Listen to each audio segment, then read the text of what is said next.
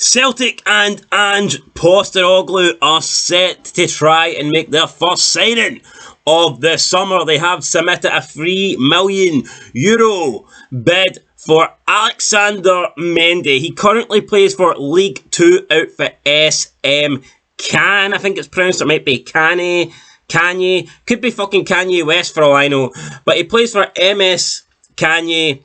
And Celtic have proposed a €3 million bid. Now, they've done this back in April 2022.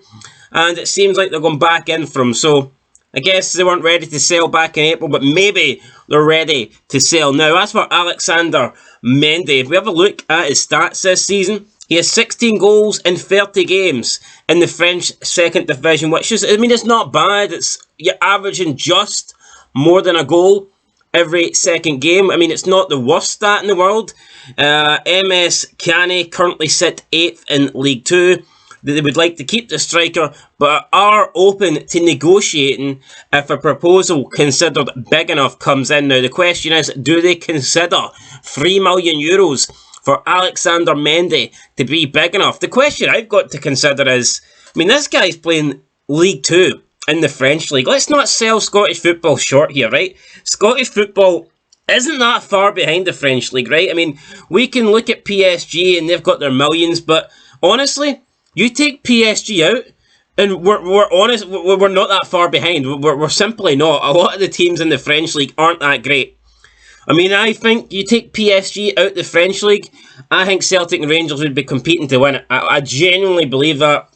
I think they would both get top 4.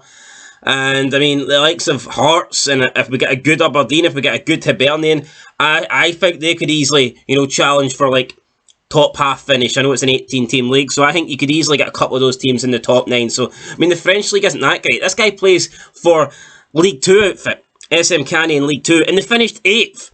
So it's not like they're dominating. It's not like they didn't even do enough to get promoted. So, I mean, I've got the question here why Celtic are so interested in signing a guy in the second outfit of the French League. To me, it doesn't make a lot of sense.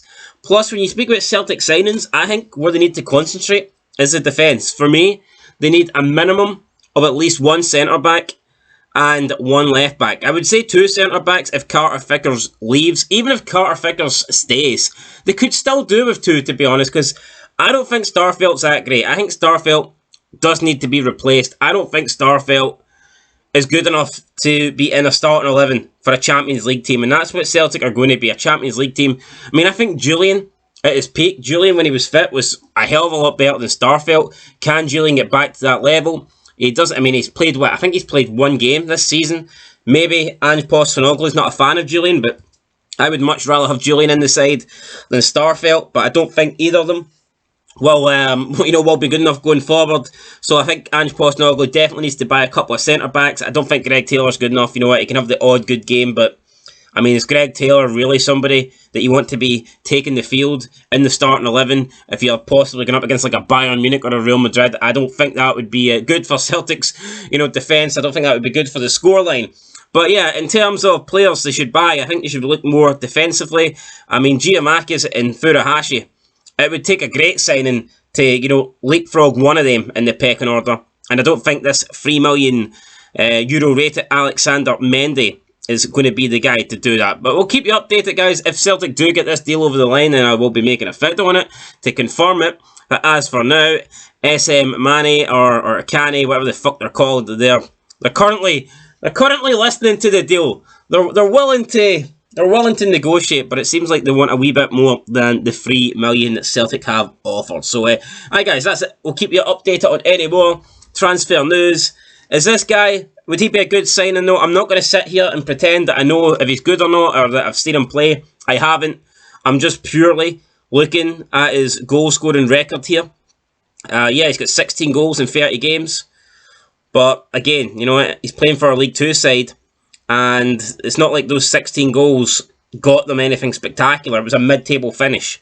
So, it wasn't really... He didn't really do that good, did he, guys? Anyway, let me know what you think down below. Would you sign this guy? Would you not? In my opinion, I'd probably not bother. That's $3 million that you could, put towards a defender. I mean, if Celtic are willing to pay, let's say, $6 million on a defender, Would you not rather put that 3 million than he can spend 9? I know this is not a simple maths class here, but to me, I think defensively, that is where Celtic massively need to upgrade. So I would literally be spending every penny that Celtic have in the defence, especially if Carter Vickers decides not to re-sign. If he doesn't come for another loan, or if he doesn't make the transfer permanent, then I would not like to see Celtic's back four next season. I mean, Juranovic, I think, defensively can be a bit concerning at times, but going forward, he's good on the ball, he's good. Like I said, Carter Vickers is solid. I think he's been Celtic's best defender this season. Apart from that, though, they don't have many options at the back, so I would take every penny they've got. I would sell the disco lights, and I would buy a big fucking defender. But anyway, guys, that's my opinion. Let me know your opinion down below. I'll catch you in the next one. But until then, peace.